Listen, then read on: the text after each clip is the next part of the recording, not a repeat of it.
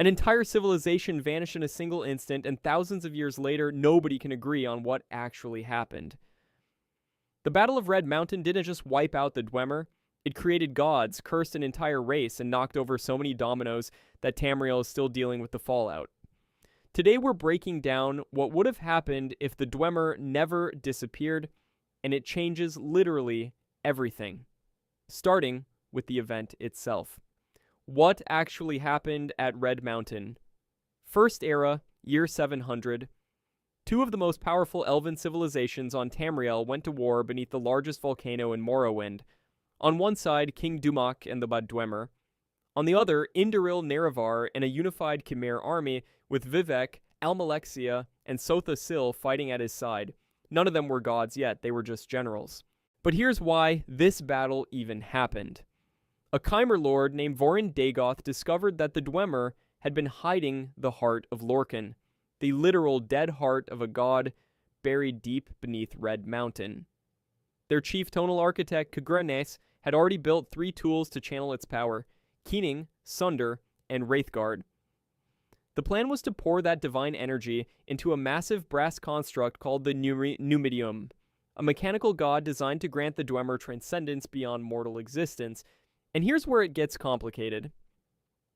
Nobody agrees on exactly what happened next because the battle may have caused a dragon break, a fracture in time where multiple contradictory events all become true simultaneously.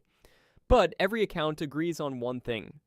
Khagrenak activated the tools on the heart, and every single Dwemer on the planet vanished instantly. But the chaos didn't stop there. Nerevar died under mysterious circumstances. His 3 advisors seized Khagrenak's tools, used them on the heart to make themselves living gods. And Azura, furious at this betrayal, cursed the entire Chimera race overnight, turning their golden skin to ash gray and their eyes to burning red. The Dunmer were born from that curse. One activation, one moment of desperation, and it erased a civilization, killed a hero, created 3 gods, and transformed an entire race. But what if Khagrenak's gamble had actually paid off, and the Dwemer won the battle instead? The Dwemer win the battle. The Dwemer were never going to lose this fight, not really. They had steam-powered automatons that didn't tire, didn't bleed, and didn't break ranks. They had underground fortresses designed to funnel invaders into kill zones. They had tonal architecture, a technology that could literally reshape reality through sound.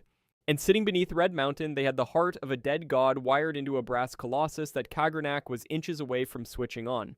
The Khmer were brave. They were skilled, but they were fighting a civilization that had a god in reserve. So in this timeline, Khagrenak finishes the Numidium uninterrupted.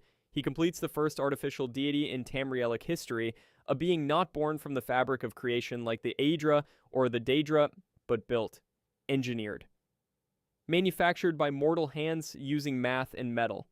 That alone sets a terrifying precedent. Divinity is no longer something you're born into. It's something you can construct if you're smart enough. But here's where it gets dark for the Chimera. Nerevar either dies in the fighting or retreats in defeat. Either way, he never becomes the legendary martyr whose death shaped an entire religion. He's just a general who lost. The Tribunal, Vivek, Almalexia, and Sotha Sil never get their hands on Khagrenak's tools, which means they stay mortal. 3 talented elves with 0 path to godhood, no living gods, no tribunal temple, no divine protection over Morrowind for the next 2,000 years. And the Khmer people themselves, look at what the Dwemer did to the snow elves. The Falmer came to the Dwemer begging for shelter, and the Dwemer enslaved them, fed them toxic fungi that destroyed their eyesight, and forced them to labor in mines until they devolved into the feral creatures you find crawling through Blackreach. That's the Dwemer's blueprint for dealing with a conquered people. Now apply that blueprint to the Chimera. Meanwhile, the Nords, who had occupied Resdain from roughly 1E 240 to 1E 416 before the Chimera-Dwemer alliance kicked them out, would suddenly see a fractured Morrowind with no unified resistance. That's an open invitation for reinvasion from the north. But winning the battle is only half the equation. The real question is what Khagrenak does next with those tools. Khagrenak never uses the tools. Now let's take this in a slightly different direction, because there's another version of this scenario that's quieter, but honestly, way more tragic. What if the Dwemer win the battle, Kagrenak has the tools ready, the heart of Lorcan is right there, and someone talks him out of pressing the button? Maybe it's Dumok. Maybe it's a council of Dwemer elders who look at the victory they've just secured and say, "We won. We don't need to gamble everything on an untested machine." And Kagrenak, for once, listens. Here's where it gets interesting. Without activation, there's no dragon break, no fracture in time, no instantaneous vanishing of every Dwemer on Mundus. The entire civilization just keeps existing. The heart of Lorcan becomes a long-term research subject instead of a detonated divine bomb, and Kagrenak transitions from desperate wartime architect into something completely different, the head of an eternal research program. Patient, methodical. The man who almost erased his species becomes the man who saves them by doing nothing, and the metaphysics actually support this. Think about it. A slow, careful approach to tapping the heart's power, studying it over decades or centuries, would have looked fundamentally different to whatever cosmic forces we're watching. The original activation was sudden, violent, and total. It was a mortal civilization trying to brute force its way to godhood in a single moment. That kind of move gets noticed. That kind of move gets punished. But a gradual approach, incremental study, that might have flown under the radar entirely, and this raises the single most uncomfortable question in all of Dwemer lore. Did the Dwemer disappear because Kagrenak made a mistake with the tools, or was something else waiting to erase them the moment they tried, regardless of method? Because if it was the act itself that triggered the response, then no amount of caution would have mattered. But if it was the manner of the act, the sudden violent activation, then choosing not to use the tools might have been the only decision that could have saved them. Kagrenak's tragedy isn't that he failed. It's that he might have been one conversation away from making the right call. But even if Kagrenak never touches those tools, there's another group of people who desperately wanted to, and in this timeline, they never get the chance.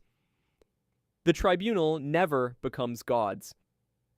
Vivek, Almalexia, and Sotha Sil are three of the most fascinating characters in all of Elder Scrolls lore. A warrior poet who rewrote his own history so many times that even he might not know what's true anymore. A goddess mother who slowly went insane from the weight of her own divinity. And a reclusive genius who built an entire clockwork dimension just to understand the rules of reality. But here's the thing, none of them were supposed to be gods. Their divinity was stolen, manufactured from tools they were never meant to touch, and in a world where the Dwemer survived Red Mountain, they never touched them. Kagrenak's tools stay in Dwemer hands. The heart of Lorcan remains under Dwemer control, and without access to either, Vivek, Almalexia, and Sotha Sil remain exactly what they were before 1 E700. Three very intelligent, very mortal Khmer advisors with zero path to godhood. No divine power, no immortality, no tribunal temple rising to dominate Morrowind's religious landscape for 2,000 years, but the consequences don't stop at politics. They reach into the skin and bones of an entire race. Azura's curse, the one that turned the golden-skinned Khmer into the ash-gray, red-eyed Dunmer overnight, was a punishment. Specifically, it was retribution for the Tribunal's betrayal of Nerevar and their violation of a sacred oath to never use the tools. No betrayal means no curse. No curse means the Khmer stay Khmer. The entire racial identity that defines Dunmer culture across every Elder Scrolls game simply never exists. Golden-skinned elves worshipping Azura, Mephala, and Boethia as the good Daedra, exactly as they had for centuries before the Tribunal rewrote everything. And without that divine authority holding the great houses together, Chimera civilization loses its central pillar. There's no grand temple in Mournhold, no clockwork city hidden between dimensions, no city of Vivek rising impossibly from the Ashlands. The defining monuments of Dunmeri culture never get built because the gods who built them never become gods. Instead, you get three brilliant elves who history quietly forgets. Vivek writes poetry that nobody reads as scripture. Sotha Sil tinkers with machines that never transcend mortality. Almalexia leads soldiers, not worshippers. The entire religious revolution that reshaped Morrowind in the First Era just never happens. But if losing three gods sounds destabilizing, wait until you see what happens to the province without them holding it together. Morrowind stays. A Dwemer Chimer I war zone. Here's the thing about the War of the First Council. It didn't start at Red Mountain. The tensions between the Dwemer and the Chimere had been festering for centuries before the First Council Alliance even formed around First Era 416. The Dwemer thought Daedra worship was primitive nonsense, the spiritual equivalent of talking to imaginary friends. The Chimere thought the Dwemer were arrogant blasphemers spitting in the face of divine truth. That's not a political disagreement. That's a civilizational incompatibility baked into the DNA of both cultures. So a Dwemer victory at Red Mountain doesn't end the war. It just changes the shape of it. The Chimere don't stop fighting because they lose one battle, even a catastrophic one. These are a people whose entire identity is built on religious conviction and ancestral tradition. You don't break that with a military defeat. You just radicalize it. The Chimere go from being an organized military opponent to something far harder to deal with. An occupied population with nothing left to lose and everything to die for. But here's where it gets really grim. We already know exactly what the Dwemer do to conquered elven civilizations because we've seen it before. The Snow Elves fled to the Dwemer for protection during the Nordic conquests, and the Dwemer responded by enslaving them, feeding them toxic fungi that destroyed their eyesight, and forcing them into labor for generations until they devolved into the feral Falmer we find in Skyrim. If the Dwemer applied that same logic to the Chimere, Morrowind stops being a civilization and becomes a resource extraction operation. Centuries of Chimere culture, religion, and identity ground down into nothing but forced labor, feeding Dwemer expansion. The alternative isn't much better. If the Chimere fled Riesdain entirely, rather than submit, they'd have been pushed to the margins of Tamriel, settling in places like southern Black Marsh or the fringes of Cyrodiil. Chimere culture would have evolved in exile, completely severed from the ash mountains and ancestral tombs that defined their identity. No tribunal, no great houses as we know them, no Dunmer, just a displaced people slowly becoming something unrecognizable. And without a unified Chimere-Dwemer front holding the region together, the Nords have an open invitation back into northern Morrowind. They'd held Riesdain before, from roughly First Era 240 to 416, and they'd been expelled specifically because the Chimere and Dwemer joined forces against them. Remove that alliance, and suddenly Riesdain becomes a three-way struggle. Dwemer underground dominion, exiled Chimere resistance fighters, and Nordic territorial ambition pressing down from the north. That's the kind of fragmented regional chaos that doesn't resolve itself in a generation. It lasts centuries. Nobody consolidates power, nobody builds anything lasting, and an entire corner of Tamriel just bleeds. But while Morrowind tears itself apart on the ground level, the Dwemer aren't standing still. Their technology is advancing, and what it could do to the rest of Tamriel is something nobody is prepared for. Dwemer technology changes everything. Here's the thing about Dwemer ruins in Skyrim. You walk through them, and you see these incredible machines, these impossible underground cities, these automatons still functioning after thousands of years with nobody maintaining them. And you think, wow, this civilization was advanced. But you're looking at their corpse.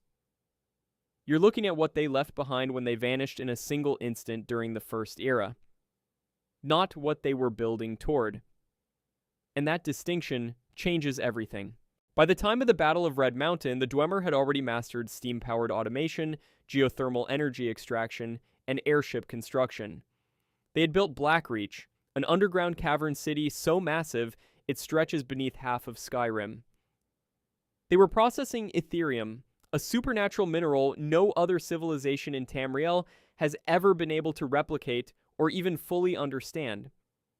All of this was First Era technology, the starting line. Now give them 2,000 more years of uninterrupted development. Those automatons you fight in Dwemer ruins, the spiders, the spheres, the centurions, those stop being exotic guardians and start becoming the workforce of an entire continent. Mining, agriculture, manufacturing, all scaled up to levels that would make every other civilization look like they're still banging rocks together. When you automate labor at that scale, you don't just change how goods are produced. You restructure who has power, who has wealth, and who becomes obsolete. But the deeper revolution isn't mechanical, it's philosophical. The Dwemer didn't worship gods, they actively rejected the Aedra and Daedra alike, choosing reason over faith. In the actual timeline, that worldview died with them.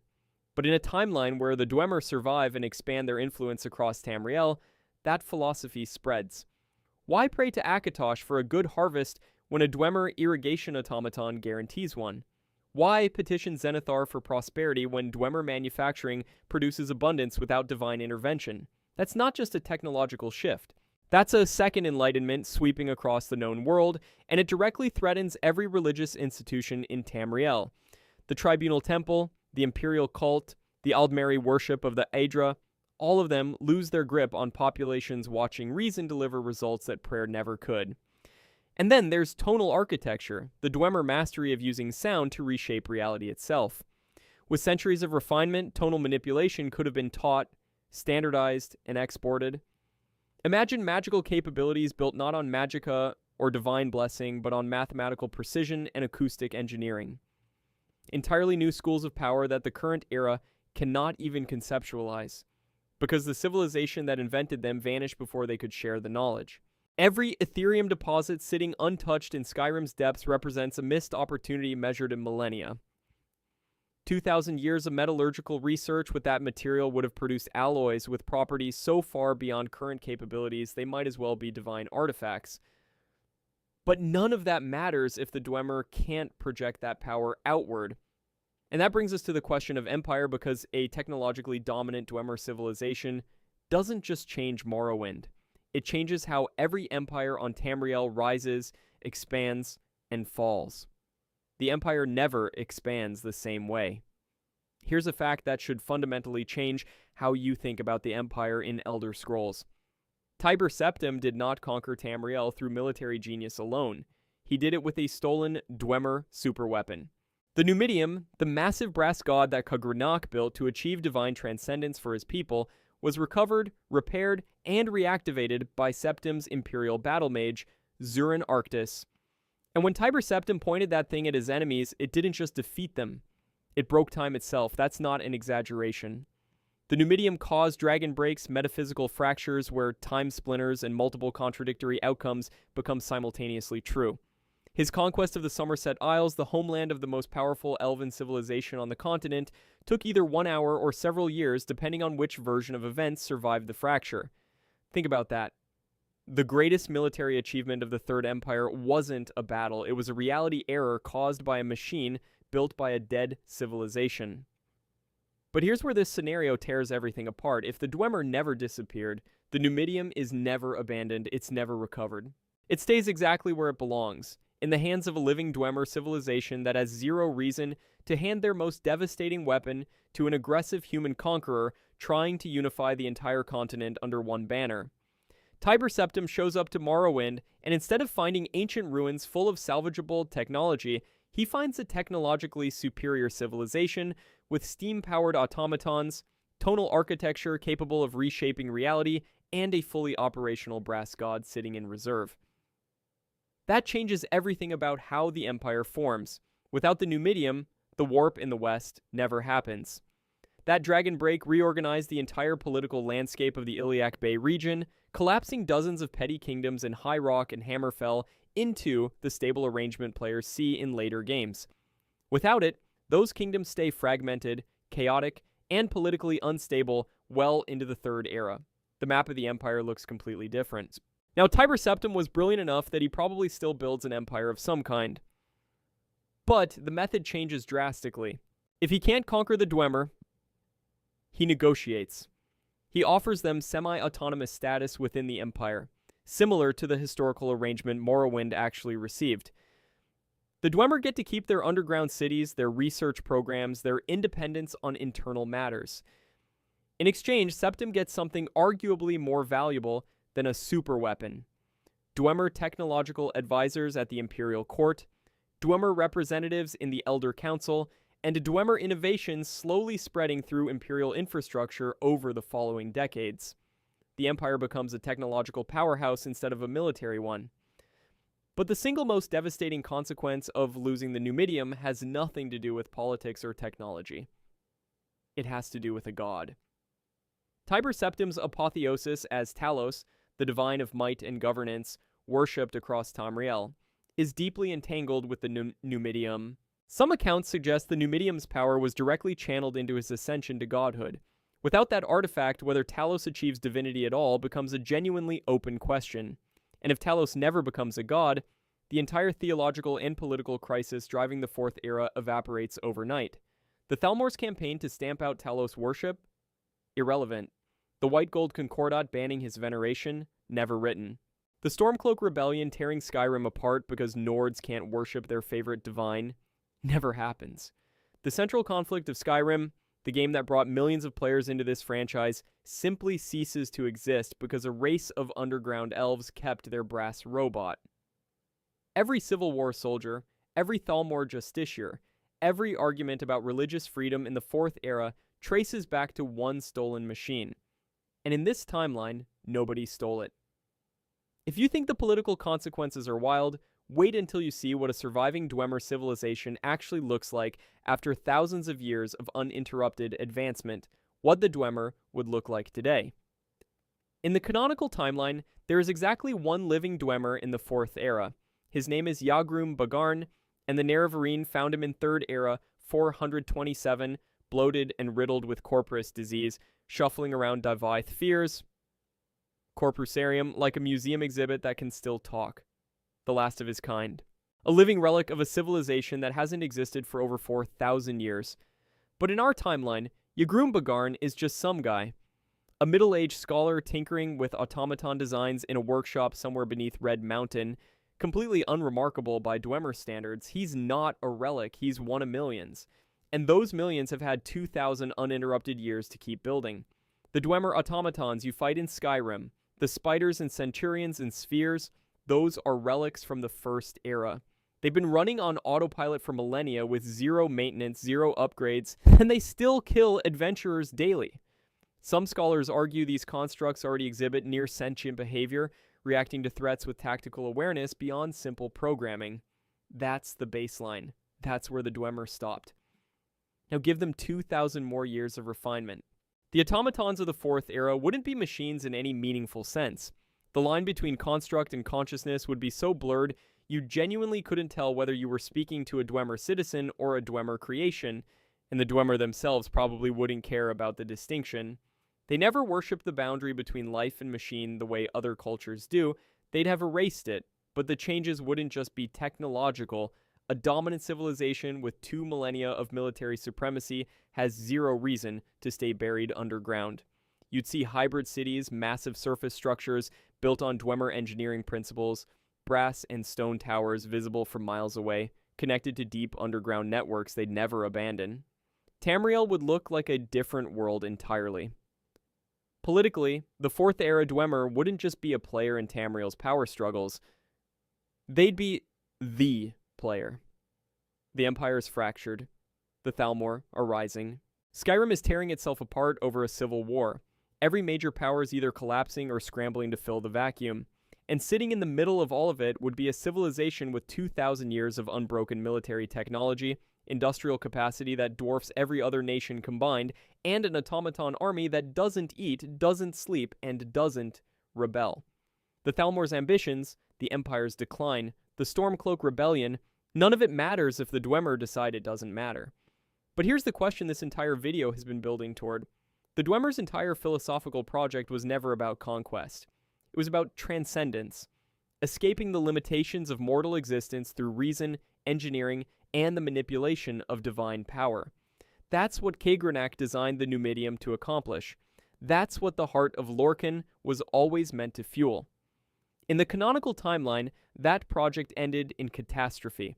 One activation, one moment of desperation, and the entire race vanished. But in our timeline, they had 2,000 years to get it right. No desperate gambit during a losing battle. Just centuries of the most brilliant minds in Tamriel's history, working toward a single goal with patience and iterative precision. So the real question isn't what the Dwemer would look like today.